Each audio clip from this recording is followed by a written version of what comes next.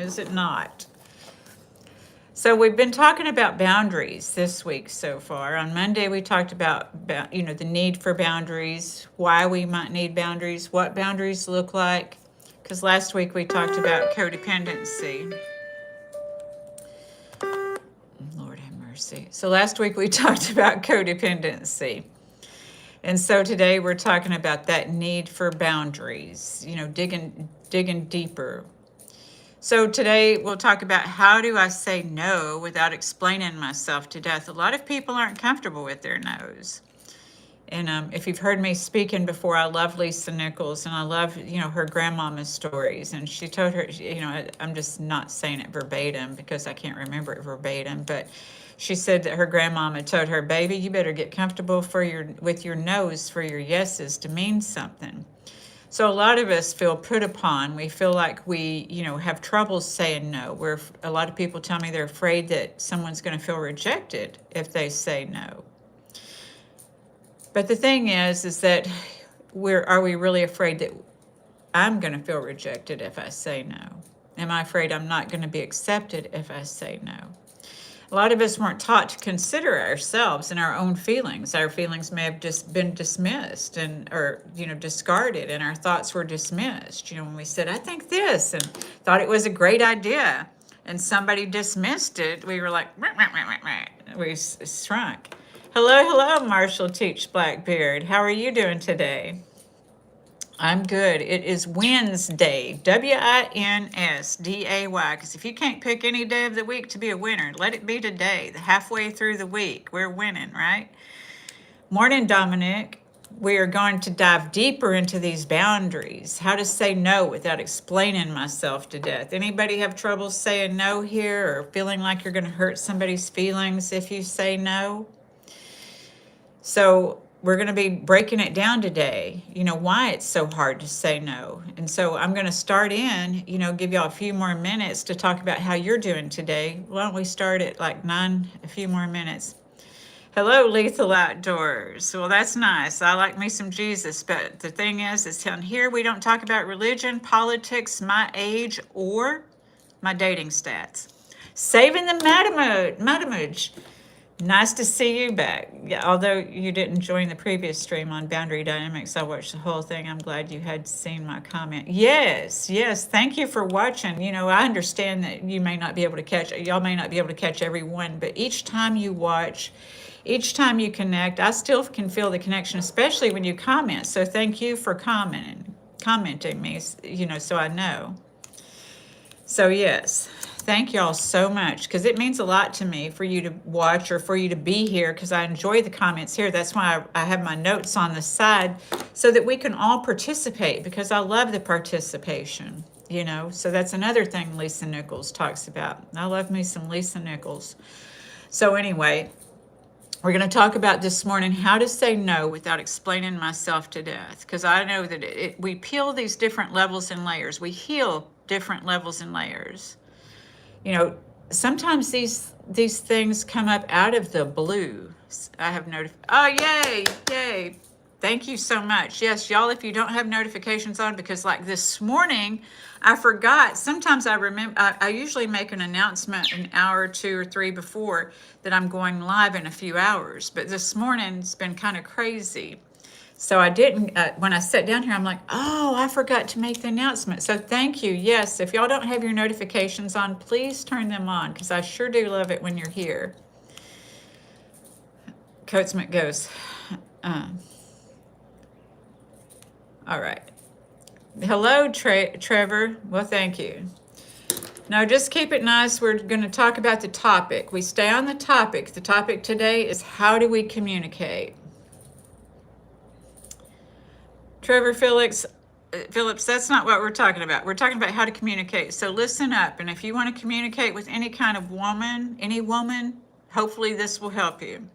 Because you need to understand when you have boundaries and when a woman has boundaries. Because boundaries, some people are boundary hunters. So it's not about saying that I'm always wrong. But sometimes when people don't have boundaries, this is why I talk about you have to have boundaries with yourself first. Getting comfortable having boundaries with yourself first. Because, hello, Kagan. So, getting comfortable with that. So how do I communicate a healthy boundary without turning it into compromising myself? I talk, respect is so important. Thank you. And so a lot of people have demanded respect, right? And sometimes we need healthy boundaries for those who are demanding respect, because a lot of people use respect as control, right? So it's about understanding ourself. What feels comfortable for myself? I wish there was a way to stop trolls from joining the stream from the beginning. I know. I will try to catch them. I don't have a moderator today. I know that my moderator, who's usually here, she works in the day. So sometimes she can join in to listen, but she can't really moderate. So I will try to watch the trollage. So what we're going to talk about today is, when we're setting boundaries, how do I communicate a healthy boundary without turning it into compromising myself? Because a lot of times we're trying to say no, but people talk us into stuff.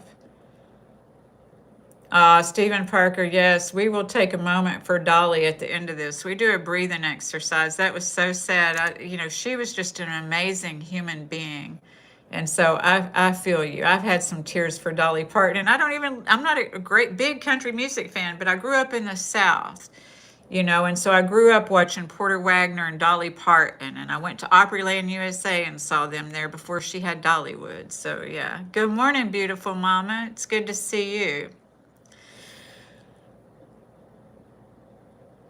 Trevor Phillips, I don't care who you're attracted to. I'm going to have to put you out if you keep talking about that, because we're talking about boundaries today. And I have boundaries, and part of my boundaries is staying on topic.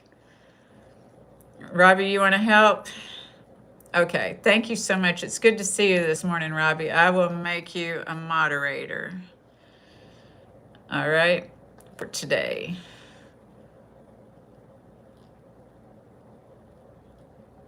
All right, I think I hit the right moderator. I didn't realize there's two kinds. Thank you, Robbie. So Stephen Parker, yes, having boundaries. So saving the mad image. Yeah, the point is I was trying to make stop and stream. Okay, so Robbie's going to stop the trolls. Now, Robbie, they can tell me I'm cute. That they can do, because I like that. But they can't be talking about all this stuff that's not on the thing, okay? Bamfish, like, what have you been talked into doing that you wouldn't normally do? I did a lot of things I wouldn't normally do in my youth. Now, I've worked on boundaries myself for 23 years. I've been, I worked on boundaries 23 years ago because I realized I had this problem called codependency, and I was a doormat. So this was the thing, was I would always be trying to say yes to prove my worth. Dominic, yeah, I grew up with Dolly Parton and I grew up with Kenny Rogers. It is sad, right? Right, Marshall? Robbie will put him out if he keeps doing that. Thank you. Thanks, Robbie. I appreciate your offering to do that. Yeah, Sammy, God bless you and God bless your voice. Please send a shout out to me and my nurses. Shout out to you and your nurses. Yes, good. Thank you, Robbie. I appreciate it. Please make a moderator permanently. Well, I have Kim. Kim's an amazing moderator, and she's usually here, but she's working right now. So, Bamfish, yes, Robbie got promoted. Trevor Phillips, I'm not a troll. Well, you're not on topic, Trevor, so we are going to stay on topic except for Dolly. We can talk about Dolly, because Dolly deserves to be talked about in a most beautiful and loving way. Kagan, Nicholas, boundaries is as important as the value of respect. A second important thing, honest approach. Absolutely. So that's why we have to have the boundaries with ourselves and learn to have those with ourselves, to say to ourselves. We talked about that on Monday night, about how I am not going to people please. I'm going to catch myself before I people please when we get tempted to people please, because people pleasing might have been like a survival mechanism when we were a child. So people pleasing, a lot of people tell me, oh, I have a problem with people pleasing, seeking approval. These are big signs of the need for boundaries, is because sometimes we don't say no to people, and then we still feel inadequate because we're usually trying to prove something. So we need to start learning to go inward to learn, am I trying to prove something? So then we know what our intention and motivation is on what we're doing, rather than impulsively saying yes. So that's what we're talking about today. So we're going to be learning the difference between a preference. A preference means I'd rather you didn't. It is good to see Robbie, isn't it? So, yeah. All right. Dominic, when I was younger, I tried to please everybody. Now I'm older and a lot wiser. Yes, we grow and we gain some knowledge.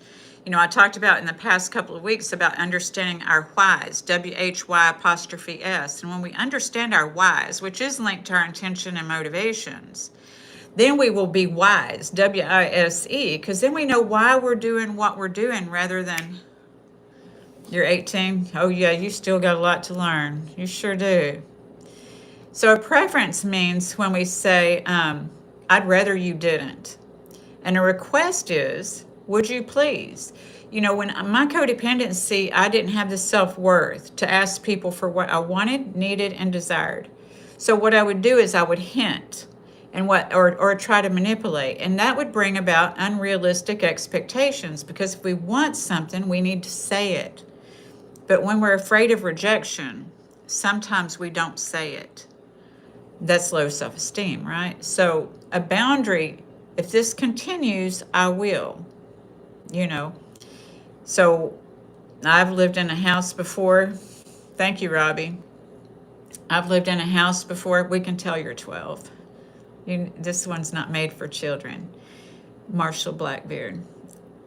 I'm wooing a beautiful German girl. I hope you could give me some help. Well, listen up. Hopefully what we're saying today will help you, okay?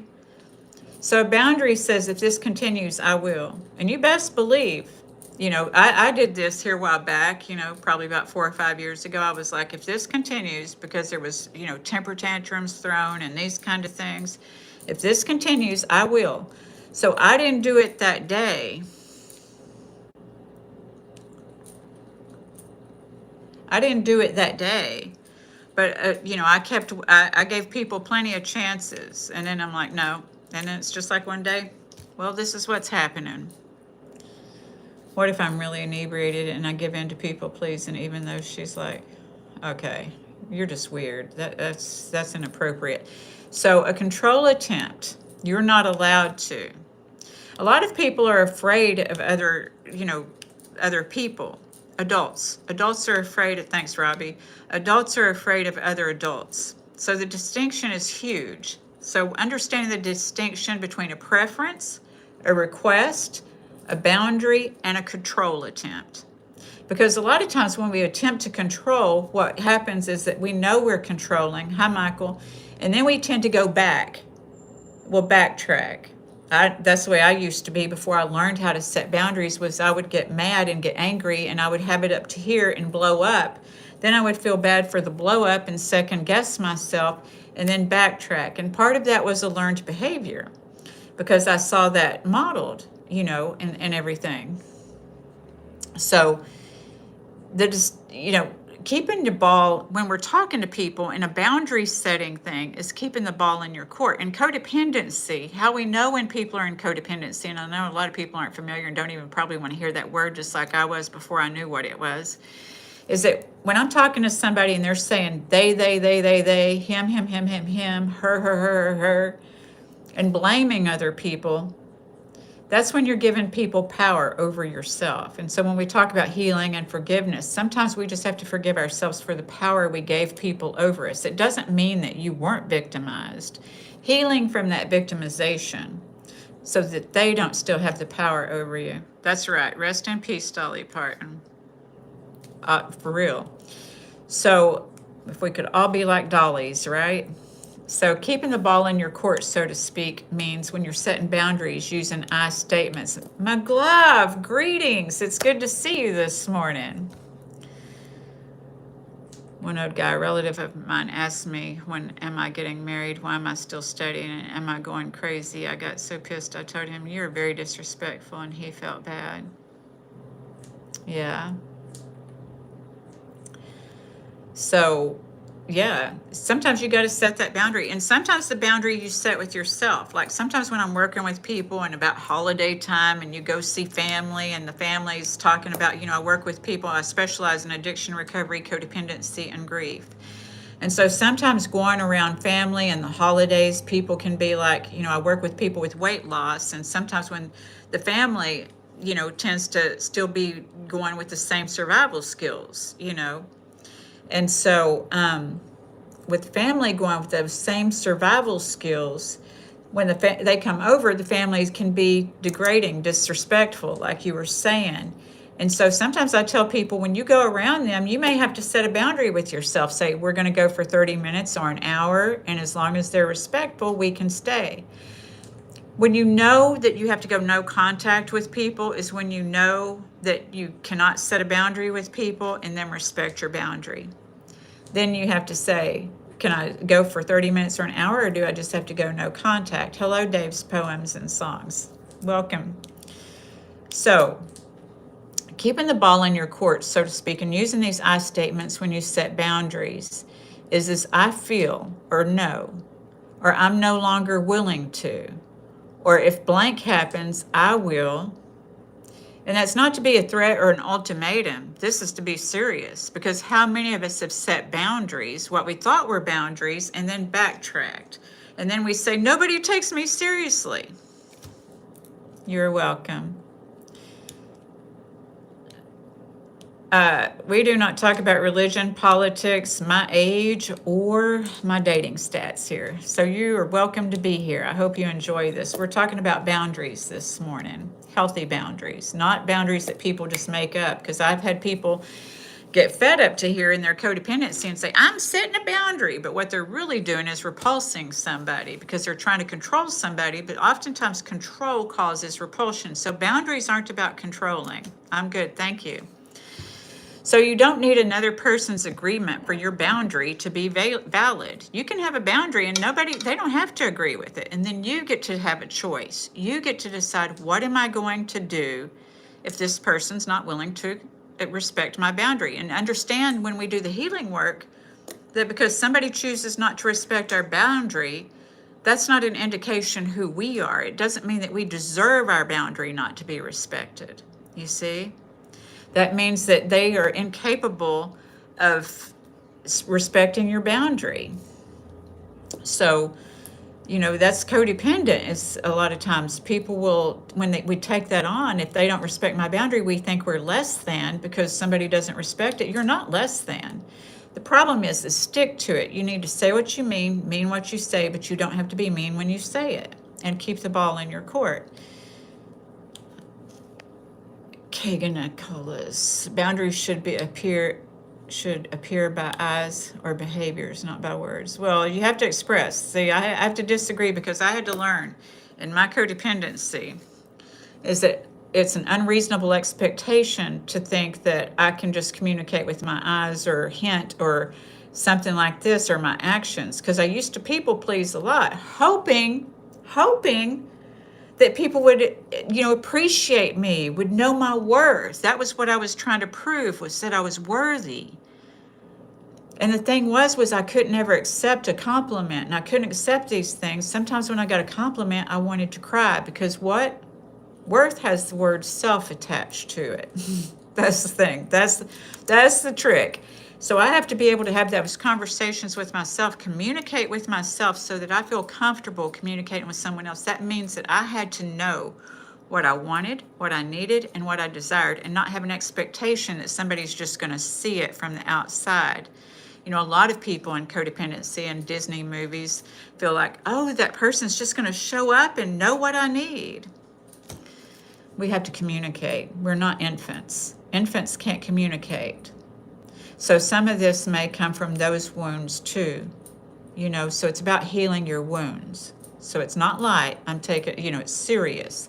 You can't just think yourself out of these things. You can't just intellectualize healing, because a lot of us would be healed if we could intellectualize healing, because there's a inner child self of us, or a person who was wounded, and then there's the mature side of ourselves, our soul connection. And so it's saying, you're worthy, you're valuable, you're divine. But the other side's saying, well, we need to do this to protect ourselves. We're used to this. This is familiar. So let's just stay here in this muck. And let's hope it will get better. We've already invested this much time. This is what we call rationalization and justification. So, as I was saying, you don't need another person's agreement for your boundary to be valid, because you're going to get pushback when especially if you're dealing with people that it's served to them for you not to have boundaries. But if you can't love yourself while you're loving somebody else, and I get it, I've been there where I couldn't love myself while I love someone else, then, if you're comfortable just loving somebody else and not loving yourself, then that's okay. But for me, it made me sick. And you'll find that a lot of people get sick when they're not honoring themselves. So boundaries are something where you can honor yourself and honor someone else. And I'm going to tell you a story about that today. So hang in here, because some of y'all like my stories. That's right. Thank you, Cobb Mountain Woodworks. Thank you. That's true. Yes. And done too. Yes, sometimes restrictions are, yeah. So it's not about demanding. Restrictions and demands and ultimatums and all of that. That's not healthy boundaries. That's a lot of what people think boundaries are, right? So my video on Monday night was, are you building walls or creating boundaries? So yeah, saving the mud image. Setting boundaries can trigger intense guilt for the codependent partner at times, right? Yes, it can. So the confusion is real when stepping back feels like heartless abandonment, especially during a relapse. Yes, because there's also chemical releases. I talked about that on Monday night. Those chemical releases. And so sometimes people become addicted to toxic relationships because of the chemical releases, the serotonin and dopamine, the longing, and then the getting back. And so it's still about that proving, right? When we think about it, when we boil it down to is, what am I trying to prove? And I had to learn, what am I trying to prove? And also had to learn, what is the payoff here for my suffering?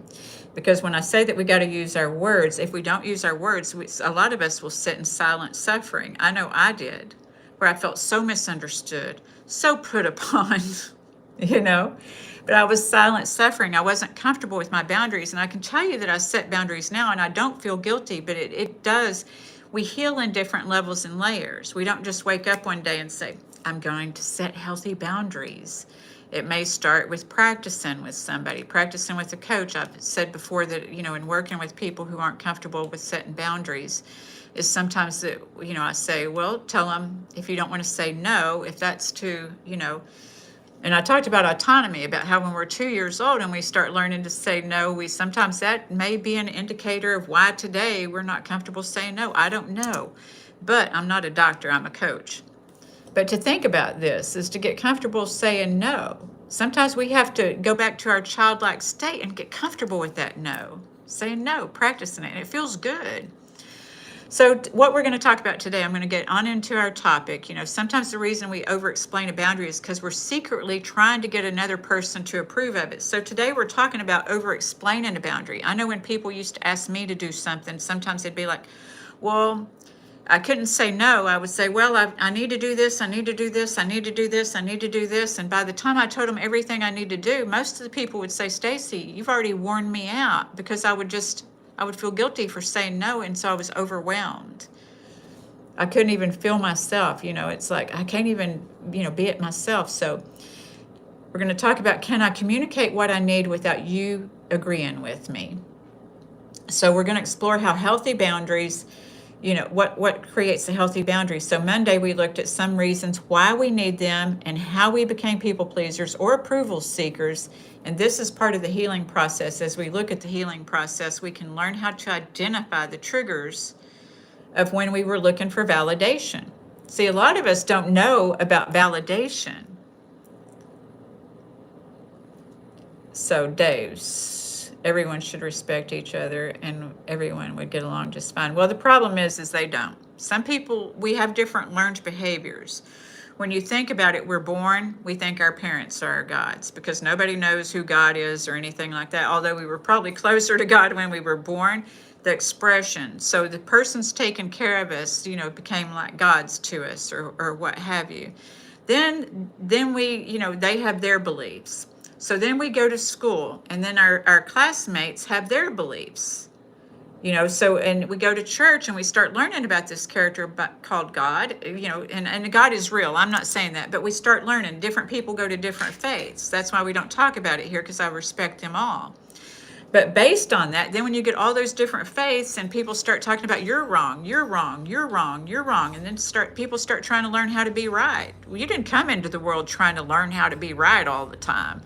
I'm just talking about how all this information forms in us and how this algorithm feeds us so that we can better go back, because I don't tell people to become somebody else, because if you've experienced codependency, you've twisted yourself into a pretzel to, be what somebody else wanted you to be, to do what somebody else wanted you to do by the demands sometimes, and these kind of things. So if you're not comfortable with those demands, if those demands demean, then you may have to learn how to love yourself and set boundaries, because there's a part of you that still loves yourself, because when you were born, you loved yourself. So, hope that explains something. Thank you for those hearts. Very less people or community respect words. We are lacking in this. Yes. All right, saving the management. I remember that chemical release in the previous one. Right. We talked about those chemical releases. I stopped talking to people who disrespect me for a while. I can't be violent, and I'm not good with words, so ignoring them is the only thing I could do. I hear you. I used to do that. I used to just walk away. Hello, geez, jaded waste is good day. And sometimes that's the thing to do. Sometimes you do just have to walk away. But learning how to set boundaries, I get to know me. I had to learn, what did I want, what did I need, and what did I desire? Because a lot of times working with people with codependency, or people, it'll be like they'll say when they, meet people, the friends or the work or whatever, they're like the yes person all the time. Well, then they get tired of being the yes person 3-6 months down the road or years down the road. And they're like, we always do what you want to do, or I always have to do this, or da da da da da. And then what happens is they become resentful of that. And that's because they didn't set boundaries in the beginning. See, I've learned how to set boundaries in the beginning with myself and others. So I'm going to tell y'all a story about that, about how it's a process and progress and healing, and then we get to feel comfortable in our own skin from within, rather than wondering if they like me, or wondering if this or that, or not feeling a part of things. Learning how to set boundaries, that I hope to learn. Okay, good. Thank you, Marshall, Teach Blackbeard, because we're going to be talking about it. Let me get back in my notes, but I love your comments. Y'all feel free to jump in and comment and participate, because that's why I have these notes, so that I can stay on track and be mindful of your time, okay? So the healing process, we can learn to identify triggers, right? And when we think of a trigger, it's like this. And so your central nervous system, if you were about to be shot or about to be in a car accident or what have you, what happens is you quit breathing and your brain doesn't get as much oxygen. But your stomach also starts churning and your heartbeat races. This is what happens with a trigger, but when we don't identify with our body. Hello, Tanesh. Yes. So when we don't identify with our body, then we don't know what's happening to us. So we try to make sense out of it, or we try to distract ourselves going into flight, fight, and freeze. So we're going to talk about that. So when we identify the triggers of when we're looking for validation or neglecting ourselves, we may have to look, on our face when we're triggered. And we may have a look on our face when we're triggered, or someone else may see the look on our face. And when someone's committed to how we can serve them or misunderstanding us, they're going to go harder. They're afraid they're going to lose power over you. So they're going to go harder, because a lot of us, those triggers will have the expression or will do this, and then we have to learn to shut down or go into flight, fight, or freeze. Hey, Alan, love from the UK. Thank you for joining. I'm sorry about that, Tanesh. I'm really sorry about that. I hate to hear that. Sending you many prayers. So we may have, that look on our face and the other person will fear losing power over us. And this is where intimidation and devaluation can come in. This is when people start becoming demanding respect, demanding this. And, they grew up with probably a parent that demanded respect, or somebody who demanded respect from them and they demand respect. And they're afraid of losing control. And people really act up when they're afraid of losing control. And this is what causes a lot of people to cower. So this is where intimidation and devaluation can come in when they tell you you are too sensitive, they were just joking, or there's something wrong with you. This is usually what happens. Thank you, Alan. I appreciate that, Mike. Thank you very much, Mike. I appreciate that. He says, I love when young people like you have this kind of understanding. All right. So when they're afraid of losing power over you, this is where intimidation and devaluation come in. When they tell you you are too sensitive, they were just joking, or that there's something wrong with you. When this happened to me in the past, I took the back seat, so to speak, to myself, meaning I placed their feelings ahead of my own and allowed myself to doubt me. Also, this is where my self-doubt came in. I don't know what's going on with this machine here. This is where my self-doubt came in. The second guessing ourselves time after time can cause us to settle. How artful. Not only in the relationship, but also in the feeling of not being important, right? So we may eat for comfort. We may drink so that we can tolerate and connect with our spirit. And as our souls call to honor ourselves. Our souls are calling us to honor ourselves, but we're settling. So rewarding ourselves for the pain that we endure with retail therapy sometimes. You get it. And while ignoring our own feelings and just hoping it will get better, right? We ignore our own feelings when we're going into the retail therapy or drinking to tolerate it or eating for the comfort. Good morning, JR. And so we're just like hoping, we're trying and we're hoping and we're praying, right? So we may feel like we're always waiting. We're waiting for the breadcrumbs that make us feel recognized just for a moment, right? So the key word is, above all, is to communicate. We need to learn to communicate. A lot of us, whether it was when we were growing up as a child or whether it's been at work or whether it's been at school or somewhere, good morning, Andre, is that we felt that our thoughts, when we expressed our thoughts, we might have felt that they were dismissed, that they weren't important, so we quit sharing those, or we were afraid of being weird. But look around us. We're all a little weird here. I mean, I speak for myself, but anyway, I'm okay with it now, but I used to be afraid. I remember when I started shutting down for the fear of being weird. Well, thank you, Mike.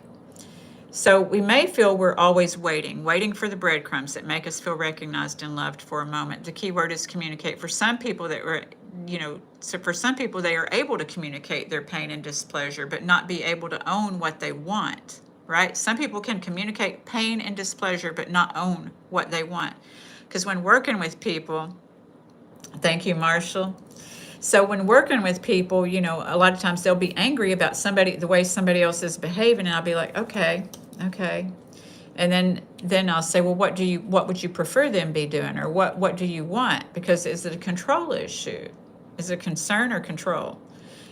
So they'll say, I don't know. I just wish they would do something different. And I'm like, well, do you think that it's fair that you want them to do something different, but you don't know what to ask them? So this is why I say we have to know what our wants, needs, and desires are so that we can express those, because people aren't just going to perform for us. They're just not. Good morning, Dr. Mark. So, yeah, when we've not been asked what we want, it may take a while to figure it out. Just know that. It's not a sign that it's not a sign to have bad negative self-dialogue with yourself to say, I'm stupid. No, because maybe you never got the opportunity to consider what you want. A lot of it happens. You're never too old and it's never too late to consider what you want.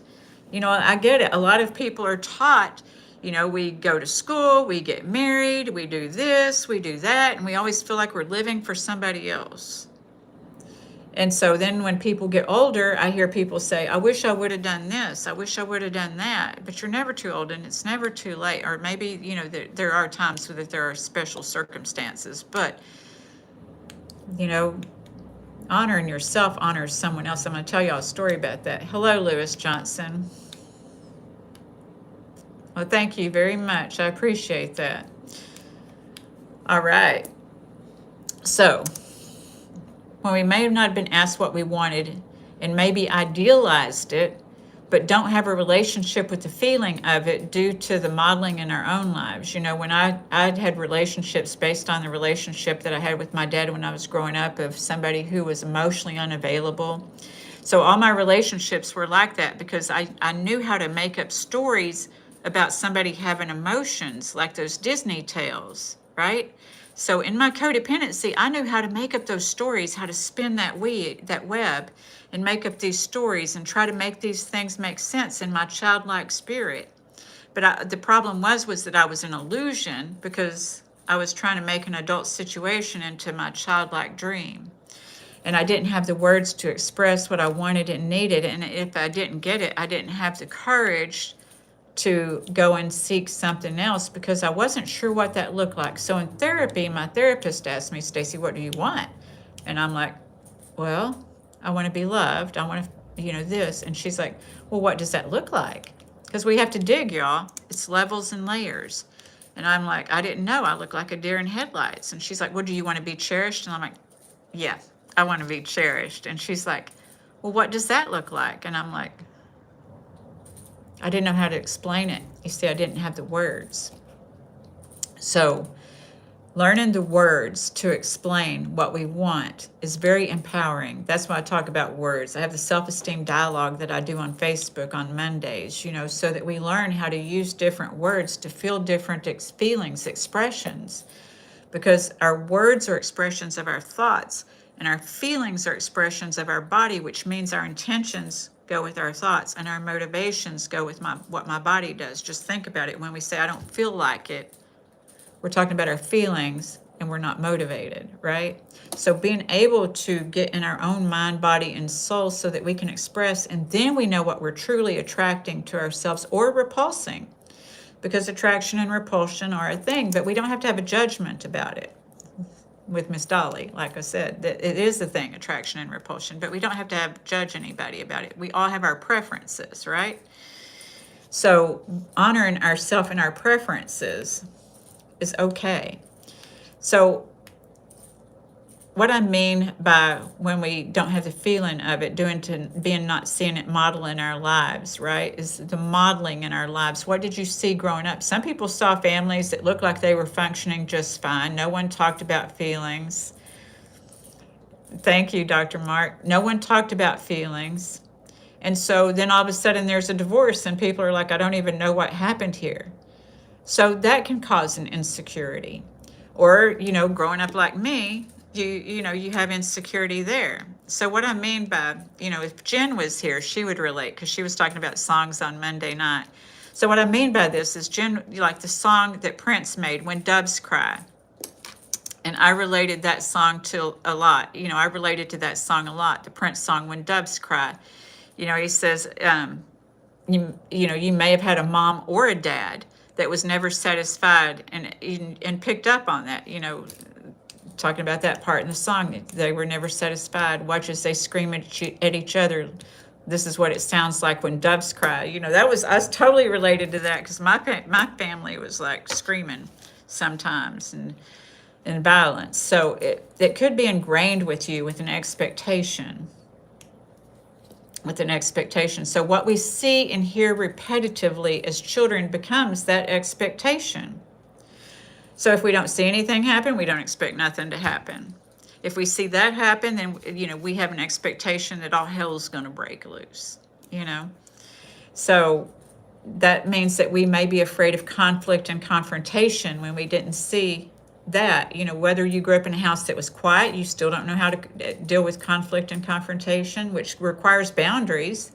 And then if you grew up in a house that was violent, you still don't know how to deal with conflict and confrontation. So as an adult, we have to learn how to deal with conflict and confrontation, and that requires us having boundaries. Marshall, growing up in a dysfunctional family, getting abused from both parents, I couldn't even say hi to someone without my heart beating at a very fast rate. I was scared for a very long time. Yes, that sets triggers, because that's what we call your central nervous system. And sometimes they're on high alert because when you grow up in a dysfunctional family, sometimes, and that's why we're real prone to codependency, because what happens is that we learn how to listen to other people's words and dissect them to see what does this really mean. And sometimes we tweak it to an illusionary state, just like I just talked about in my romance when I was younger.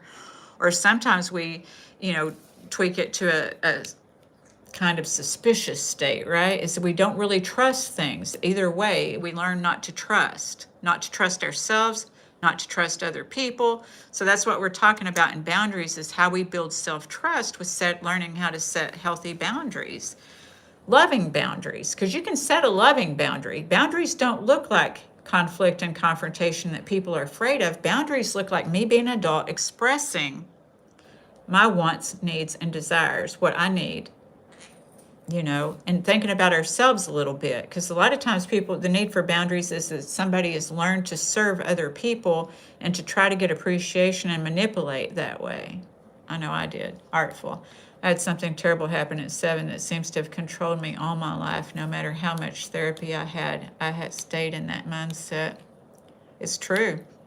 What happens from 1 to 12 can be can imprint very heavily on our psyche, you know. So I hope that you're 65 now. Try coaching. That sometimes, or have you tried holistic things? Like for me, what worked was Reiki. Reiki helped me a great deal with my central nervous system, because my central nervous system used to run on high alert. So my coach, she could, you know, we would talk for about 30 minutes on my sessions, and then for the next 30 minutes, she would put me on the table and do Reiki on me. And what that is it's like, you know, healing, because it wasn't just strictly Reiki, it was energy healing. And so she would push all that energy from my cerebral spinal, you know, chain, from my ganglia chain, cerebral spinal autonomic. She would move that energy so that I wasn't as jumpy, because I don't know about, are you jumpy? Because being jumpy is a sign that your nervous system is in high alert. Where would you recommend a guy to find a wife? This isn't what I'm talking about today. Thank you, JQ. Mike, Stacy, can you tell me? Yeah, you can tell me something. So we will know what a healthy relationship, okay, so when we understand what our expectations are, then we, you know, what did I say? Okay, so repetitively, if children becomes an expectation, we'll not know what a healthy relationship looks like or how to create it if we grew up in dysfunction. So we tend to go toward the familiar. So when we repeat what we know, we justify that's just the way that it is. We think that that's our destiny, our lot in life, you know, while our soul knows in our mature state that we deserve better. Our divine mind knows that we deserve better. And this is where the compromise begins, because we have, you know, our consciousness knows.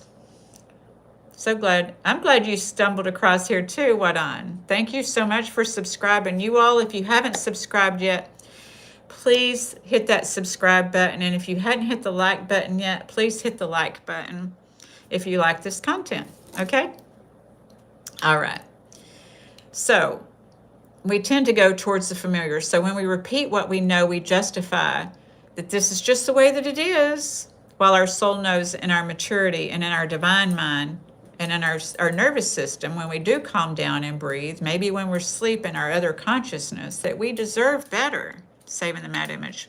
The moment you wrote down my suggested topic that day was the greatest day for me ever. It was really helpful. Today's been really interesting too. Thank you so much for suggesting this topic. It was a great suggestion. Thank you, Saving the mad image, because it's a great topic, and I appreciate your input in that. We're going to be talking about it all week long, so thank you. I'm always looking for suggestions on the topic. So, and this was amazing. You're in tears.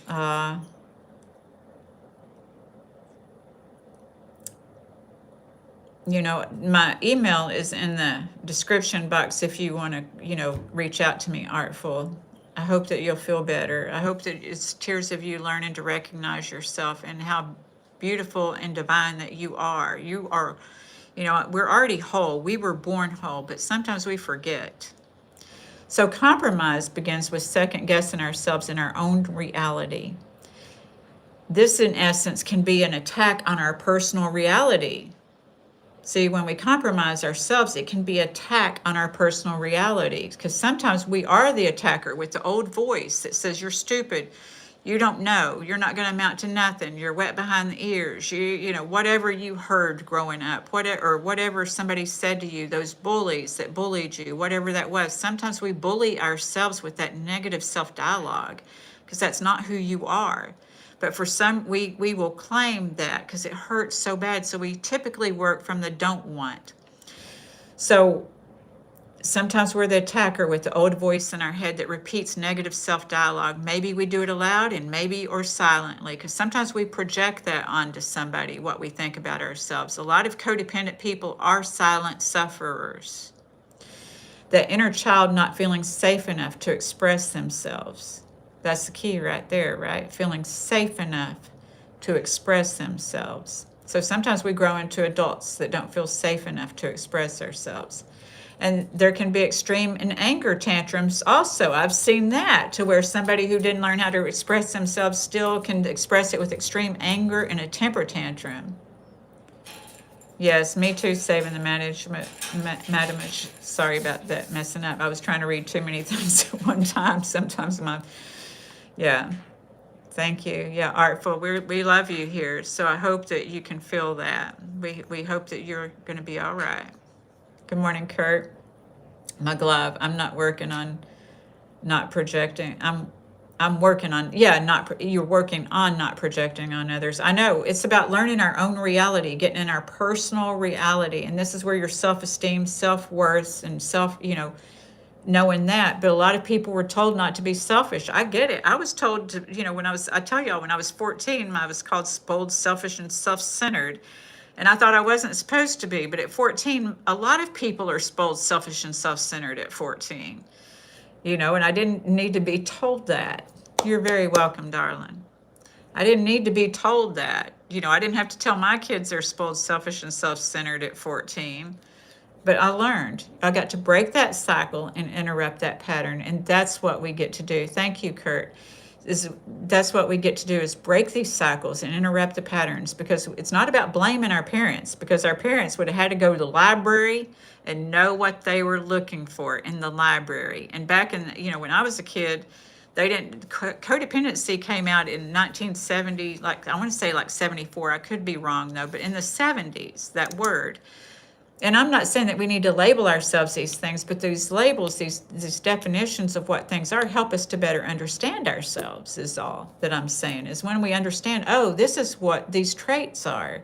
And if these traits are making me unhappy, then knowing, about these, getting to know ourselves rather than being codependent and doing everything for somebody else and feeling underappreciated and not valued.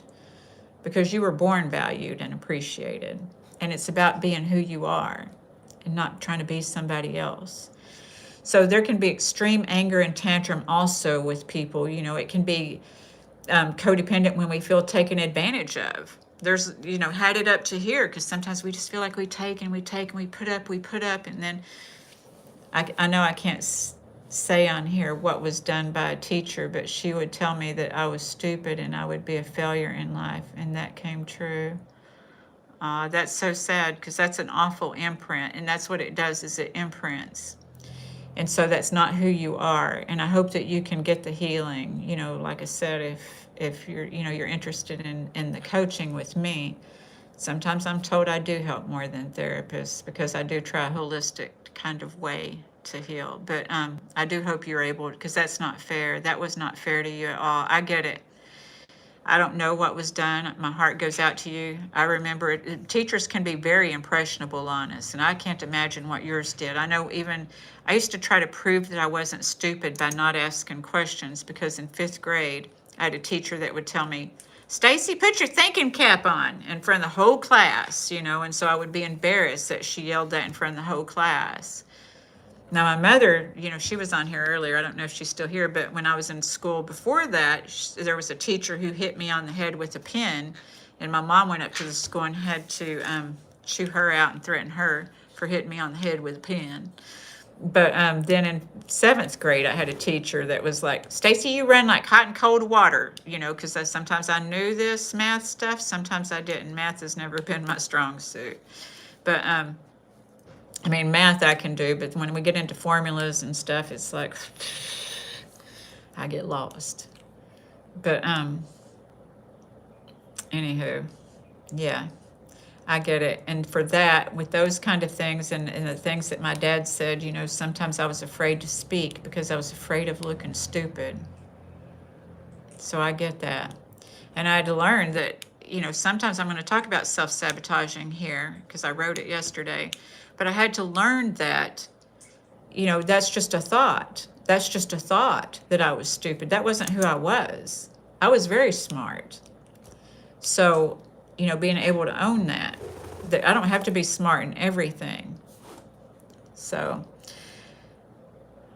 my glove. I thought of acting self-centered and self-righteous with the intent of keeping certain types of people away from me. Yeah, that'll do it. That'll repulse people, won't it?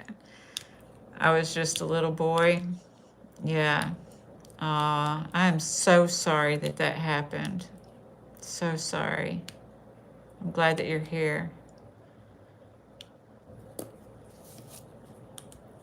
Are you still here? I was telling him about when you went to the school because that teacher hit me on the head with the pen. Was that what? First grade? Something. First grade. It was first grade, I'm sure, because I didn't go to kindergarten. So, okay. So it can also be codependent when we feel taken advantage of, and there are other control issues or survival-based behaviors that may be ours, or it could possibly be what brings somebody to fawn, as John London had talked about in our live on Monday night. And fawn, when we go into flat, fat, freeze, or fawn means that we're trying to fix it. You know, when we take that on, like Artful was talking about, when somebody does something, and then we're trying to fix it typically.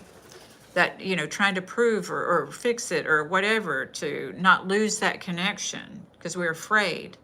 So there can be extreme, okay, I already said that part. And it could possibly be what brings the fawn in the autonomic nervous system, the flight, fight, freeze, or fawn. We may have feelings when we express them that are dismissed in rage. You know, if we express our feelings and somebody's like Artful was saying, they're dismissed in rage. Sometimes people will be like, what are you talking about? Blah, blah, blah. They'll get louder. You may say, well, I'm feeling like this. Even when you're keeping the ball in your court. Well, I'm feeling like this. And then they will dismiss your feelings. That's what we call gaslighting, is when you say, well, I'm feeling underappreciated, or I'm feeling like this.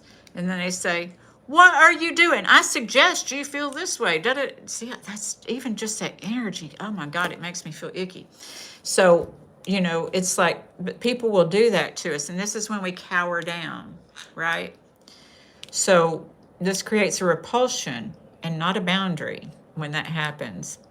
We can either be on the giving or the taking end of this fit. You know, either they have pushed us too far, and how dare we have a feeling that doesn't fit into their agenda, right? This is the need for boundaries. If you have a feeling that doesn't fit into their agenda. So I know it can seem overwhelming, and the fear of a blow up can be real. This is when people are walking on eggshells, afraid to rock the boat, these kind of things. Oh, it's all, no need to apologize. No need to apologize. Thank you for sharing with us.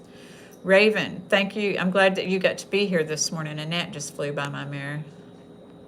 Saving the management. I think a lot of teens need to be taught what self-care and selfishness are. Codependent ones tie their self-worth to self-sacrifice. Focusing on your own hobbies and things feels incredibly selfish. Yeah, I wish I would have learned a lot of the stuff that I learned as an adult, as a young person. I think that people need to, but you know, they didn't have it when I was a young person. So that's why we didn't learn it then. But certainly it would help for young people to get to learn that your body is not just a science paper, a biology paper right in front of you, that there's real things that happen with your body due to, you know, your mind and your feelings. Kurt. We don't talk about my age on here, Kurt. We don't talk about religion, politics, my age, or dating status. My glob, safe and true. It does at times feel selfish. Remind yourself why you started the hobby. Exactly. We all need to have our own hobbies, because this is how people get into codependent relationships. When you don't have your own desires, your own wants, needs, and desires, then you take on somebody else's, but it's not yours. So you always feel like it's not authentic because it's not yours. So it's important to have your own hobbies and things. So I know it can be really overwhelming, the fear of a blow up, and that's real. That's real fear. Art is your love. I love that. I think a lot, yeah, creativity, saving the management. Yeah, I was referring to the modern society. Yes. So I know it can seem really overwhelming, and the fear of a blow up can be real. This begins with the triggers, and that means getting to know what it is, what your triggers are. The topic, Raven, is boundaries. Boundaries. So I pick a topic for the week, and Saving the Madamage was so kind as to give us a great topic for this week. Our topic for this week in whole is trust issues, because a lot of people have trust issues, and boundaries help you actually create trust issues with yourself, because when we don't compromise ourselves, we can trust better. And so learning how to trust ourselves, then we'll trust more outside of ourselves. So it's trust issues, boundary dynamics, how to establish, communicate, and maintain healthy personal boundaries. Healthy is the key word, because a lot of people learn how to demand boundaries, and that's not healthy boundaries. Those are, attraction and repulsion. When people have demanded me to do things, that's repulsing. So we're going to talk about that here in a minute. I don't know about y'all, but I've got this little rebel soul to a degree. I can be very nice, and I have compromised myself, but there's also a part that will eventually,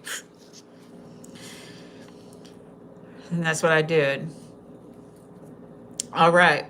So it can seem overwhelming, the fear of triggers and what happened and being in the process. Okay, so the triggers and what that means, getting to know what that means and what it is, and the reality that it happened, and being able to process it. Whatever has happened in the past that caused you to fear today, being able to process it with your adult mind, because our child mind created this stuff that imprinted on us. So in our adult mind, to help avoid the triggers, I live alone and have a very small circle. Sometimes I live alone too. I have a large circle, but I think, but you gotta go forever. I should block you. What happened here? Don't let me block, but they're going. All right. So back to, this is why I have my notes, so that I can stay focused when something like that pops up, right? Okay. Hold on,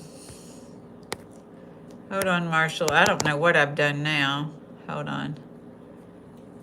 I'm trying. I think Robbie done left us, don't you? All right. There you go. All right, Marshall. You can't imagine where I got my rebel soul. Thank you so much, Marshall. I made you a moderator, so thank you. All right, you're about to go to, not you, not Marshall, this other person. All right.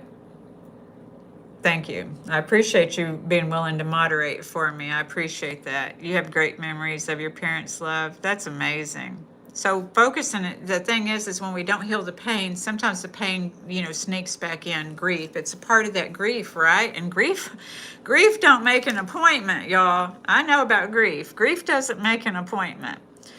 So let me find my spot again after the American by birth, rebel by choice. Okay, so when we know what our triggers, and that means getting to know what it is, what your triggers are, and in your adult mind, so that you can create a healed story, so you can heal the story and accept your acceptance inside yourself. So being able to acknowledge that this is a learned behavior, some of our behaviors. Thank you so much, Andre. I appreciate that. If you all have liked this content, please subscribe to. I appreciate it, Andre. I appreciate you all spending your time here. It means a great deal to me. And if you rewatch it later, that means a great deal to me too. And saving the Madamage, thank you for the topic. Sometimes I get too many words scrambled in my head at the same time. So with your adult mind, you can create a healed story and acceptance inside. So being able to acknowledge that this is a learned behavior that is no longer serving you is the first step to acceptance. It can break open and change the fear to curiosity and acceptance that who you thought you were, even though you may have bent yourself into a pretzel to please others and to prove that you're good enough. You get to be who you thought you were and let go of that pretzel skill. Thank you, Marshall. I appreciate you. So,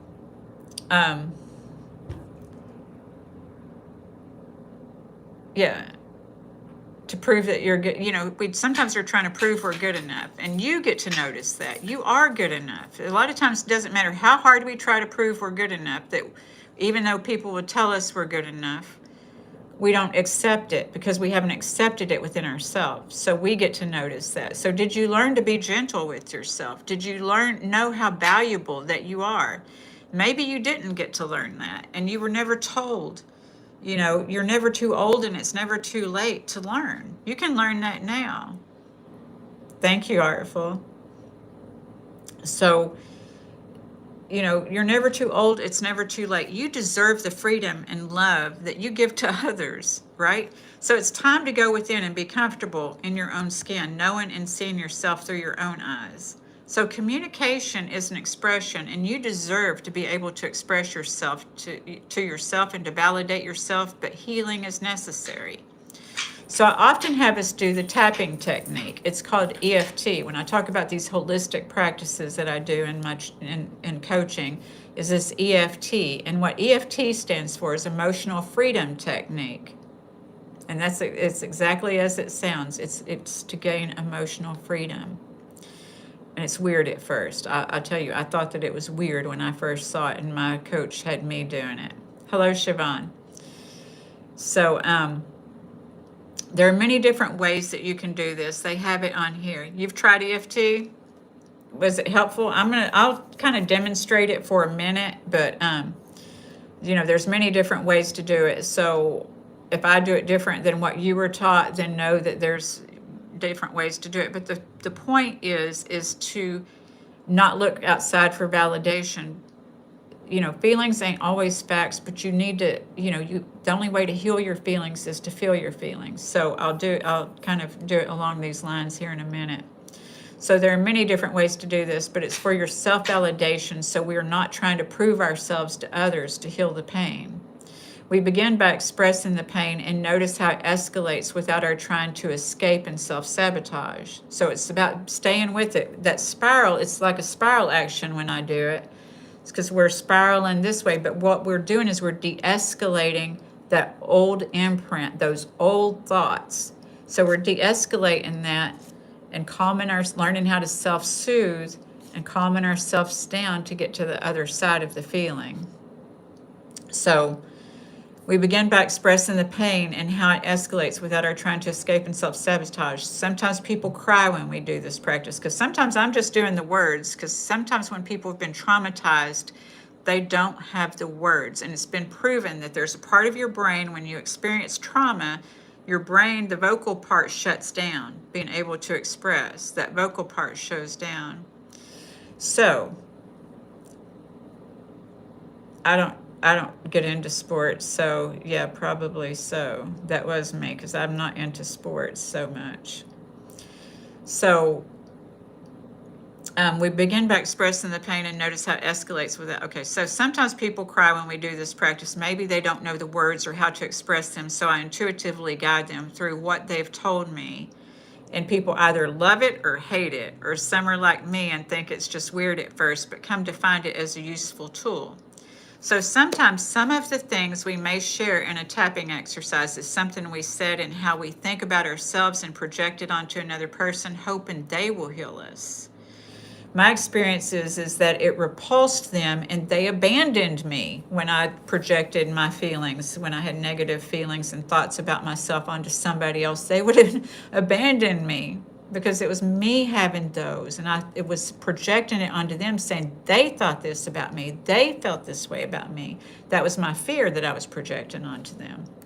So I had to learn to do this in myself. So my experience is that it repulsed them and they abandoned me. It is crazy. The thing that I was trying to do to control them actually created the fear, and the fear created it. So it was this spiral, right? So that's the cycle and the pattern.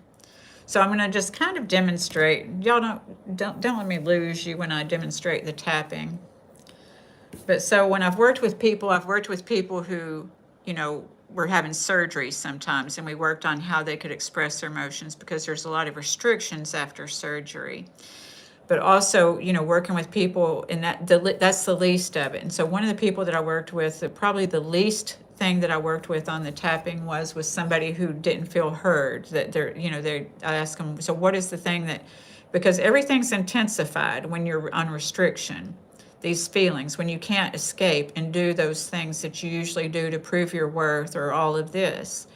So hers was at the mildest form of this tapping that I taught her was when she would say when everybody was loud.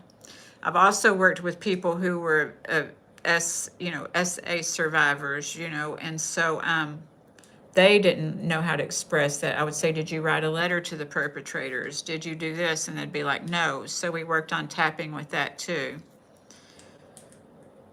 Thank you so much, Lewis. I appreciate that. Thank you. All right, McGlove, we hope you have a magnificent day. Thank you for being in here, as long as you can. And you have a wonderful Wednesday, okay? Win. It's a win. All right. So we're going to go into tapping. I'm going to show you tapping. So we're going to tap on codependency, or these feelings here that we have. I have to do everything. Nobody cares about me. I have to care about everybody else. I get sick and tired of everybody. Grinch don't like tapping. I get sick and tired of everybody taking advantage of me. They just think I'm to be used up. We may even call ourselves names. They just think I'm this. They just think that I'm that. And I get tired of this. I'm a human being too. But nobody cares about me. I don't even know what I'm here for. And I don't even like feeling this way. I don't know why I care about these people. I'm sick and tired of this. Everyone just uses me. And then they abuse me. And then they go and have fun. And they forget about me. And I'm tired of this. I should just go away. But I can't go away. Because I try to be nice. I try to be loving. But they don't care. I don't know why I do this. But I know that I am valuable. Without me, they would be in a mess. And so I just sit here and I just take it. I'm always just taking it. And it gets old. Someday I'll be dead. And they'll just be having to deal with this. Sometimes I don't even feel like I'm living half my life. I don't even know what it is that I want. Nobody cares what I want. I don't even care. This really sucks. But I will love and forgive myself because I have no choice. I'm breathing. I'm here. I love and forgive myself. I love and forgive myself for thinking these thoughts about myself. That I'm no more than somebody that they can use. I love and forgive myself for not being available to myself, for being available for everyone else. I love and forgive myself for not putting energy into myself. I love and forgive myself for putting energy into everyone else. I remember who I am. I remember that I'm a precious child of this universe. I'm no less than the trees and the stars. And I deserve to be here. I am worthy, I am valuable, and I am divine. So I know it's weird at first, right, y'all? So, yeah.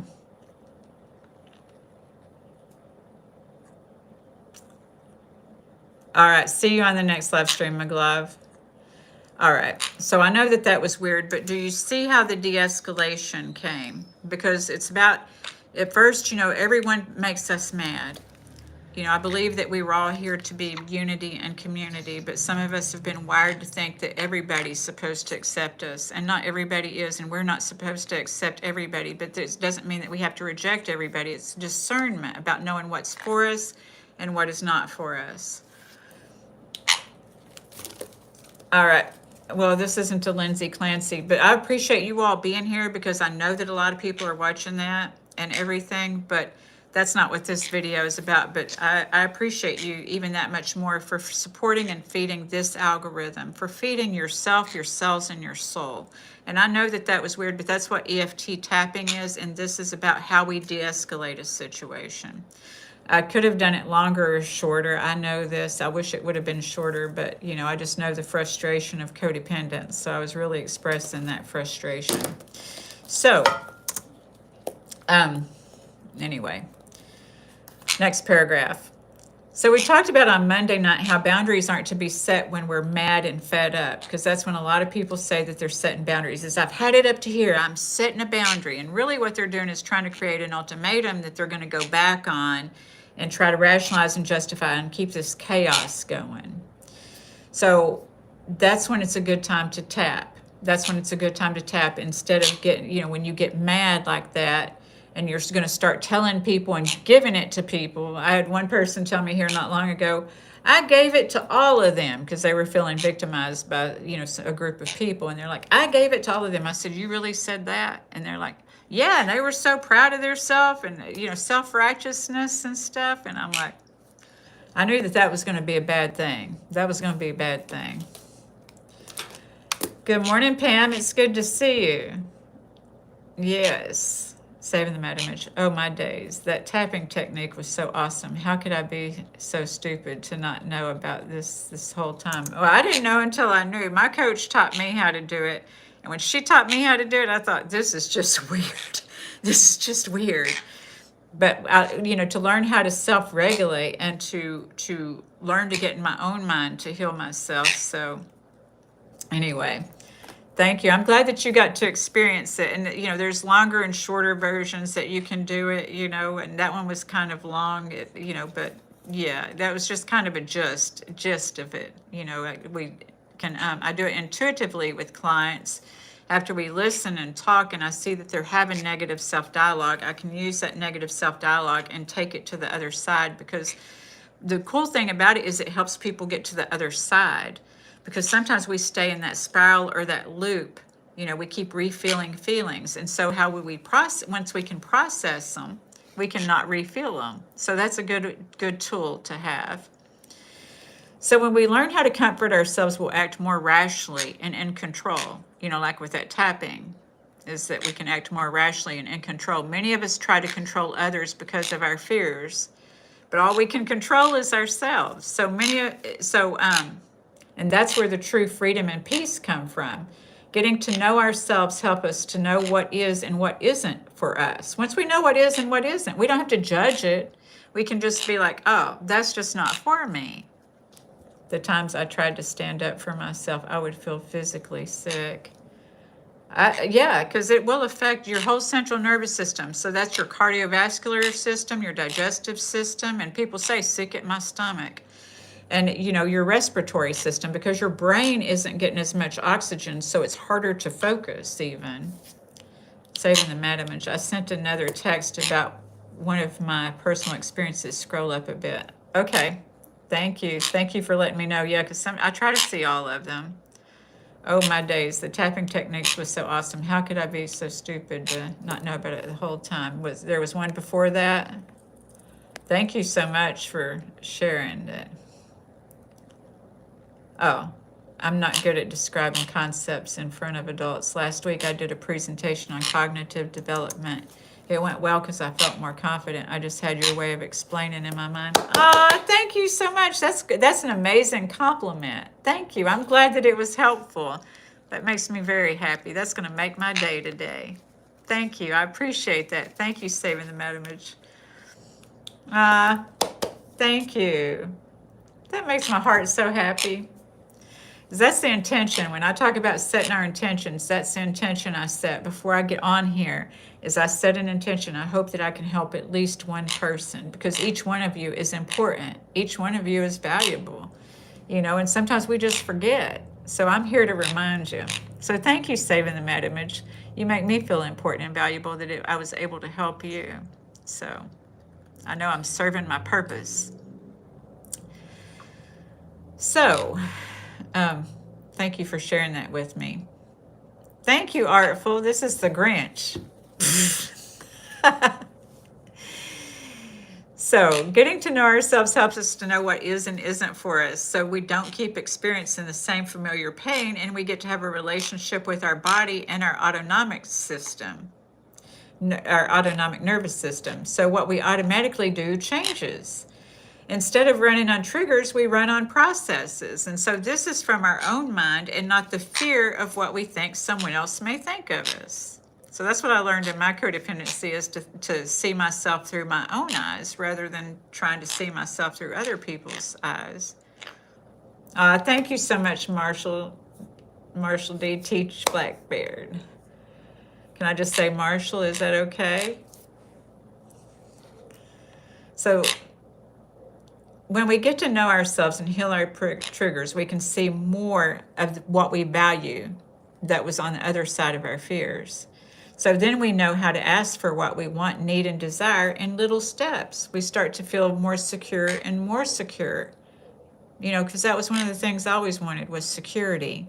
And I had to learn that I had to develop that security within myself. It wasn't coming from out there. So I had to learn to start asking for what I wanted and what I needed and what I desired. And when I did that, and there was times I didn't get what I wanted, and there was times I did get what I wanted.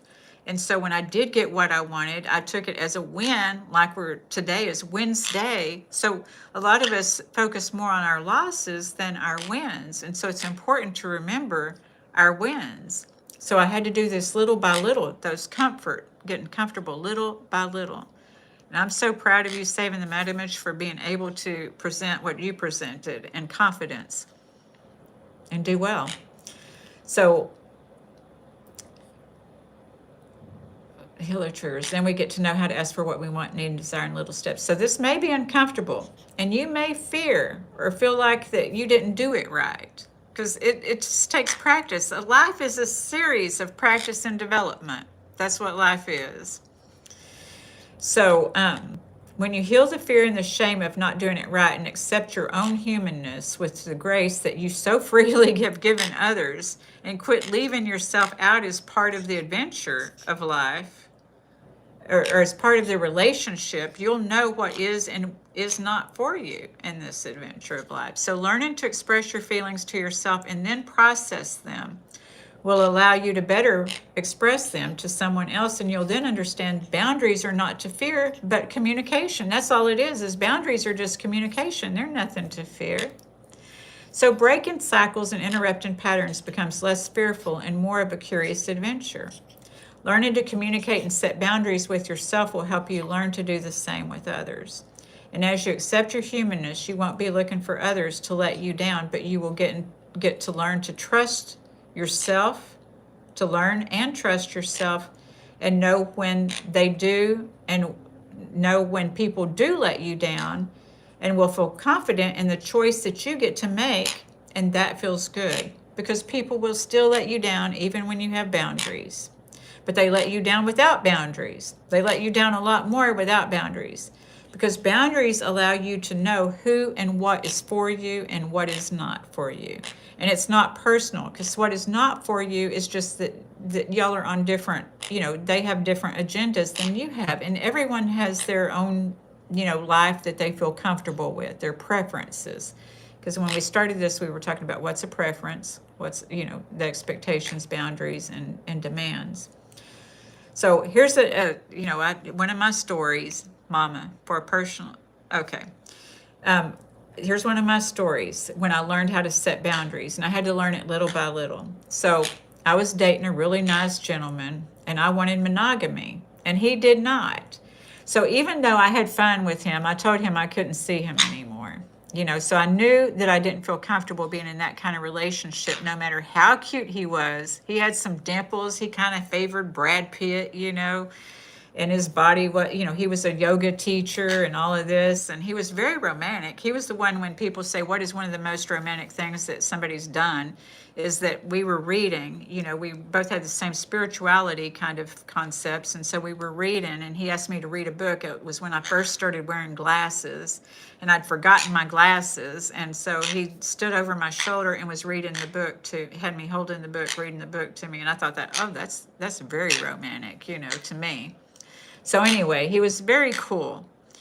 So even though I had fun with him, I told him I couldn't see him anymore. I knew that I did not feel comfortable being in that kind of relationship, no matter how cute he was. So anyway, and all of that other stuff, the romance, the spiritual beliefs, and he wanted to have a son one day.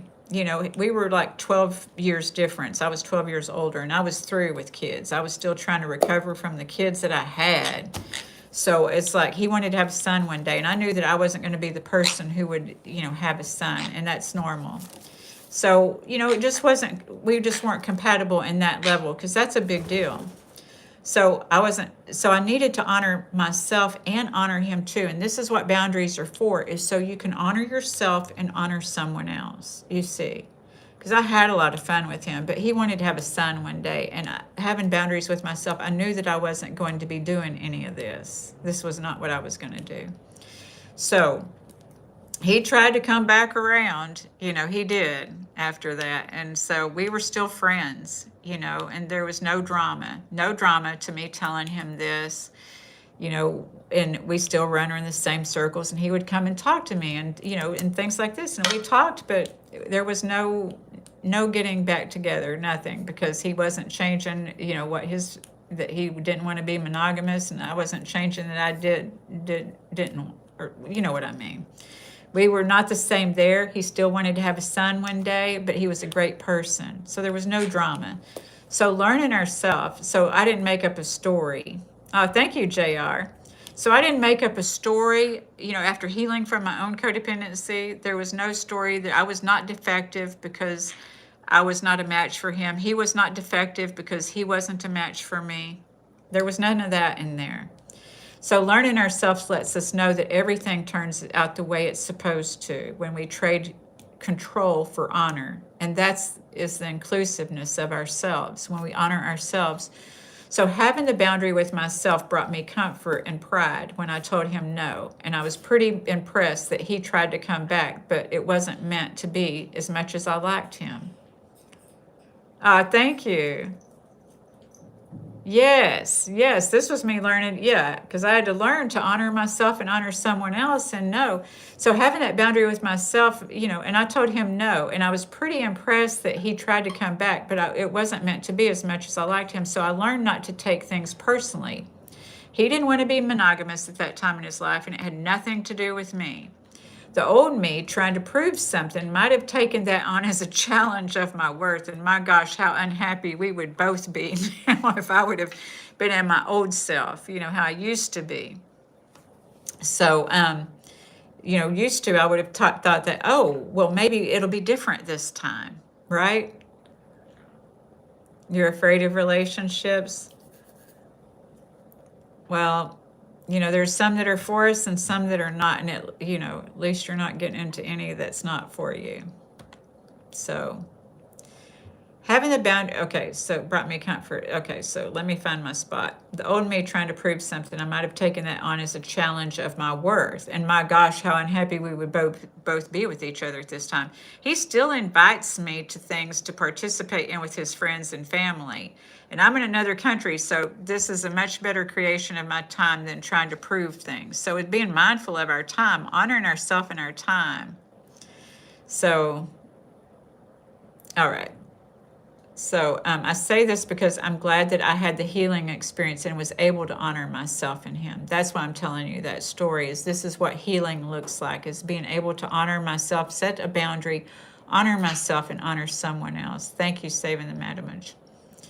So I'm not encouraging people to not get into relationships, as in most things in my life and in my real maturity, I learned to play the tape through and honor both parts. And that was something new, and you can do it too, is how do we honor both parts? And so I had to set the boundary with myself of what I wanted, and it honored both of us. We don't want to make someone else the villain. That is the boundary we set with ourselves when we don't make someone else out to be a villain. I feel the other person will hurt me. And yeah, because you did have pain. I hope that you'll be able to heal from that pain, just so that you don't carry that fear around. It doesn't mean that another person will hurt you. It doesn't mean that there's going to be another person, but healing the pain gives us a certain sense of freedom. Freedom. Because we don't have to have another person in our life to have freedom. We don't have to not have another person in our life to have freedom. So when we don't make someone else out the villain, that's the boundary we set with ourselves. As I told y'all, I have gone no contact with someone. At the same time, I didn't feel the need to defend my decision of going no contact by villainizing him. I didn't have to villainize him, even though I went no contact. What we say about another is indication of what we fit, what consciousness we are carrying, and I'm not going to give him the power to keep me a victim. You know what I mean? So boundaries in the beginning pay off in the end is what I'm saying. But we didn't learn that. A lot of us just didn't learn how to set boundaries. So that's why I'm here, is to help us learn that boundaries in the beginning pay off in the end. When I was in my codependency and I was silent suffering and stuff, I would be in relationships where I felt, that I was being, what did I say earlier in the tapping, that I felt like I was taken advantage of, that I felt like a doormat, that I felt like these things. And then I would see, someone I was in the relationship with look at somebody else, and I would think, oh, that person looks like they got it together, much less like me. I don't feel like I've got it together. So there was kind of this jealousy there with that. But now I'm the person who has it together, and I'm pretty happy with that, because I have the boundaries now. So I'm not settling. Not settling feels good.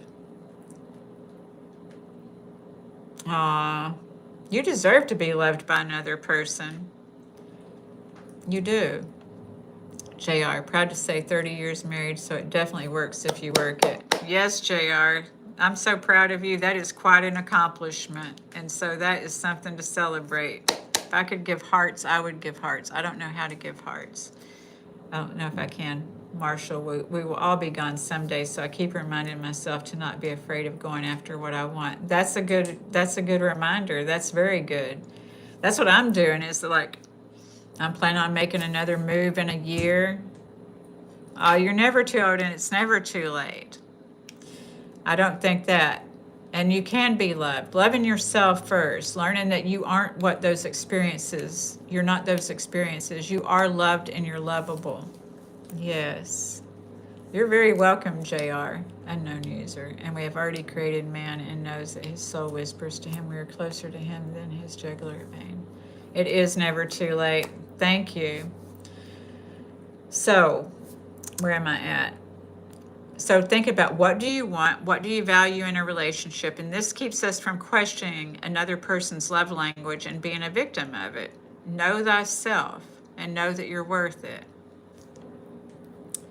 So today we talked about these things, and we're about to get into our breathing. Are y'all almost ready to breathe? Because I got a whole nother summary to go, but I think I'm going to try to break it down in short, okay?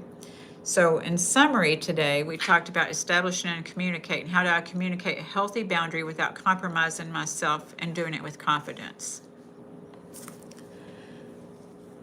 So Monday, we talked about understanding why boundaries can feel unsafe. And now that we understand some of the reasons that we may struggle with boundaries, how do we actually begin creating and communicating one?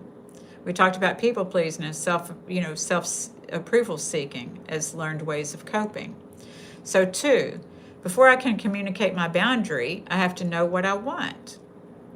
So that's one of the strongest things here. Some people are very good at communicating pain and displeasure, but have a much harder time communicating what they actually want.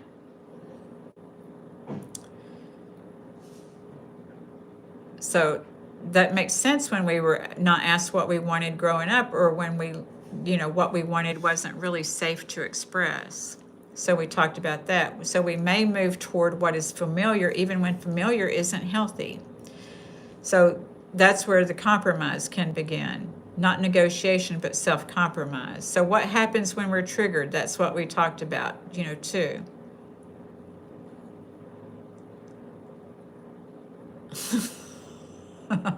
See all kinds of things on here. They say, I promise to hire you as. There you go. Thank you, Marshall. Marshall Blackbeard, Teach Blackbeard. So when we're triggered, we may not recognize right away that we're neglecting ourselves. We may have a look on our face or a feeling in our body or an automatic reaction that tells us that something's happening, but we may not understand what it is yet. I know, right? Thank you. Yes, thank you. Right? Yeah. So, yeah.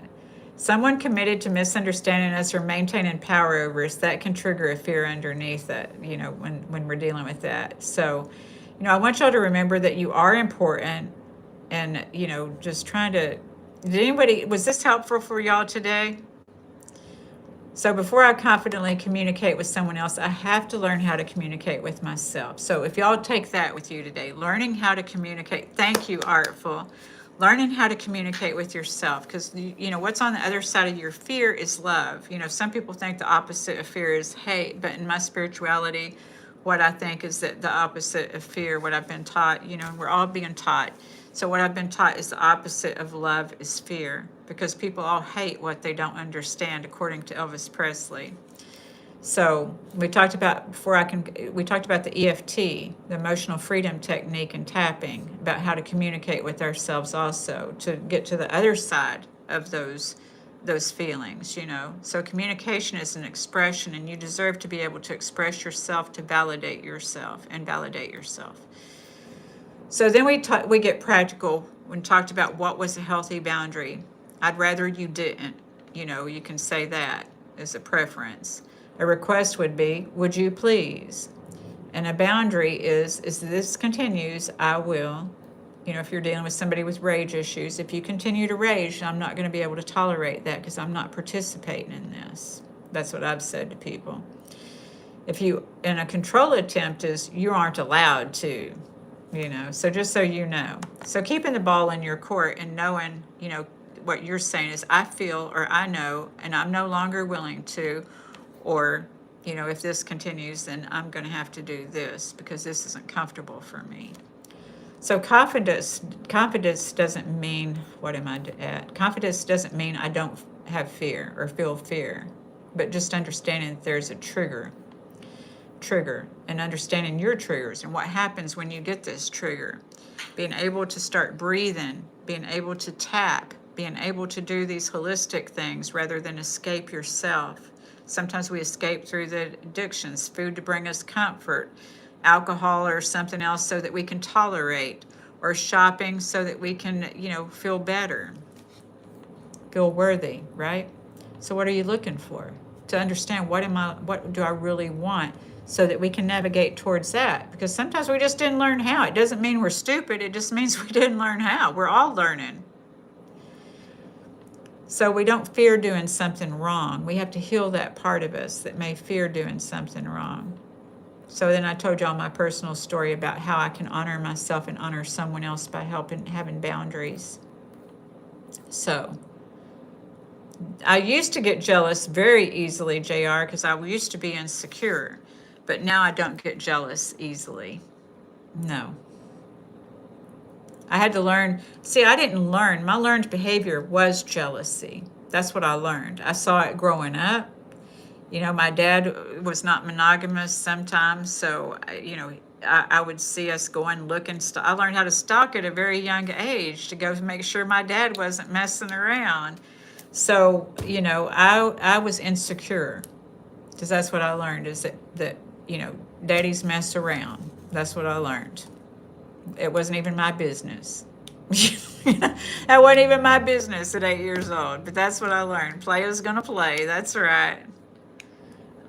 Okay, well, I'm so glad that you were here, Artful, and I'm glad that you subbed, and I look forward to seeing you next time. I'll be back on here Friday night at 6 p.m. Central Standard Time. I hope to see you here. You are very welcome. Thank you. Good luck at the doctors. So, I was jealous, but I had to learn on the other side of jealousy is admiration. And I didn't learn admiration, I just learned jealousy. So, when I could turn that around, because there's always something else, there's always a positive to a negative. Jealousy can feel very negative, it feels very self depreciating. It doesn't feel good at all. It, is aligned with comparison. If we didn't compare ourselves, we wouldn't even be jealous. So, I had to learn that there's admiration, because I got jealous of some people that I loved sometimes. And I had to learn this doesn't feel good. And I don't like not feeling good. So it's like, oh, what's the other side of jealousy? That would be admiration. Then I had to learn admiration, that's what that is. That I don't have to feel jealous as in a way because I have no control. Yes, it is too controlling at times. It is. It's controlling. Exactly. It causes us, or caused me to want to control, and it's toxic. It is toxic. I agree. I was toxic. I grew up in the toxicity. So that's what I learned. That's what I modeled. You are very welcome, Saving the Mad Image. Yes, yes. Yes, thank you for telling Artful that. Yes, Art, thank you. We hope you have a nice recovery. We sure do. Thank you for telling them that. I just love y'all being so loving and supportive here.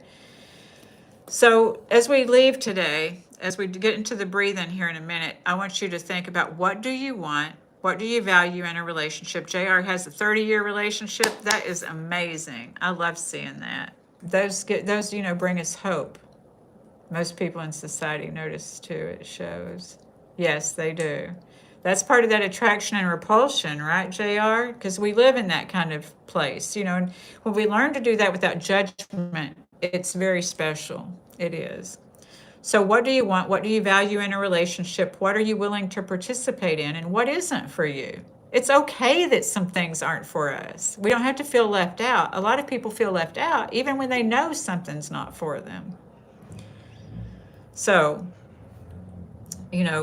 just here's a few questions for consideration. Then we're going to breathe, okay? So what do I actually want?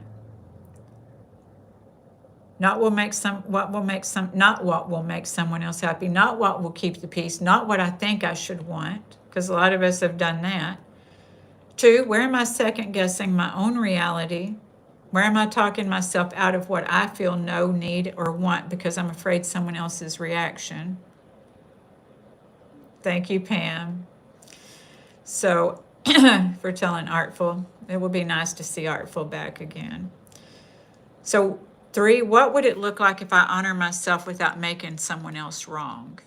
Right? Can I communicate with what is true for me while allowing another person to have their own truth? Can we negotiate without me compromising myself? So in closing, learning ourselves lets us know that everything turns out the way it's supposed to when we trade control for honor. And that's inclusive of ourselves, okay? So I want us to breathe in that honor, breathe in that freedom. Take a moment for Miss Dolly. Let's everybody be a Dolly today. Try to think of one thing that we can do that's nice, that we're not, without being codependent or compromising ourselves, even if that niceness is for ourselves. Because we need to care about ourselves, because some of us will not feel cared about if we don't care about ourselves. So let's breathe it in. We're going to do 5 of them. And thank you all who have subscribed and liked this. Thank you so much for moderating for me. Thank you for moderating for me, like Blackbeard. What am I doing? Marshall Blackbeard. Marshall D. Blackbeard. I just want to call you Marshall. So thank you so much for moderating. Thank you, Pam. Yes, Dolly. Yeah.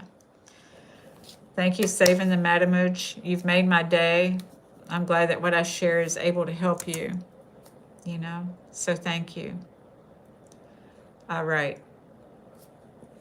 So are we ready to breathe, darlings? Here we grow, breathing in honor, peace, freedom, and releasing anything that feels restrictive, anything that feels repulsive, anything that's... Thank you so much, Saving the Mad Image. I'm so glad. Thank you for this topic.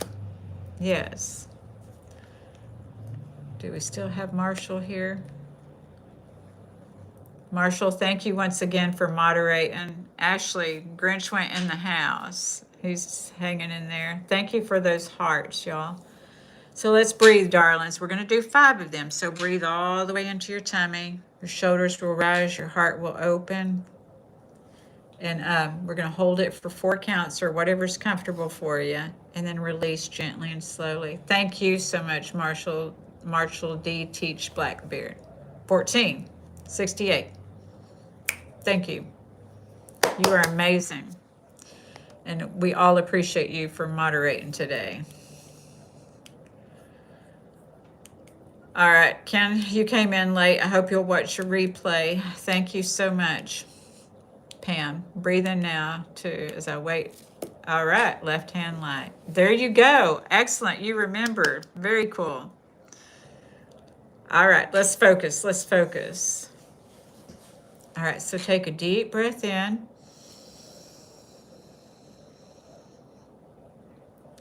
Hold it. And release.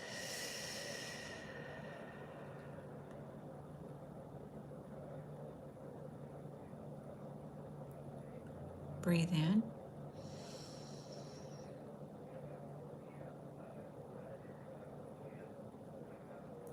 Hold.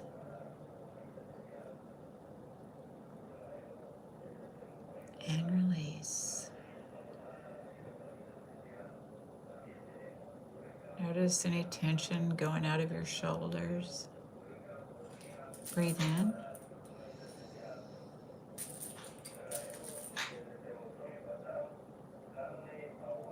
Hold it.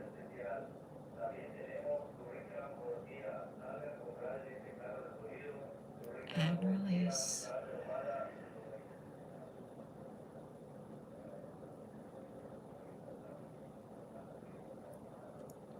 Just 2 more.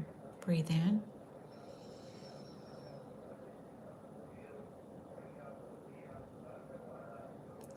Hold it.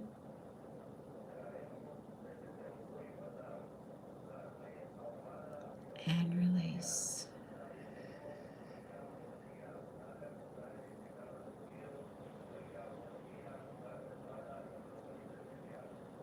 Last one. Breathe in.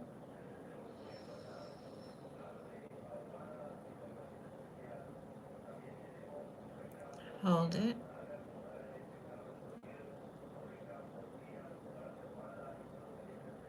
And release.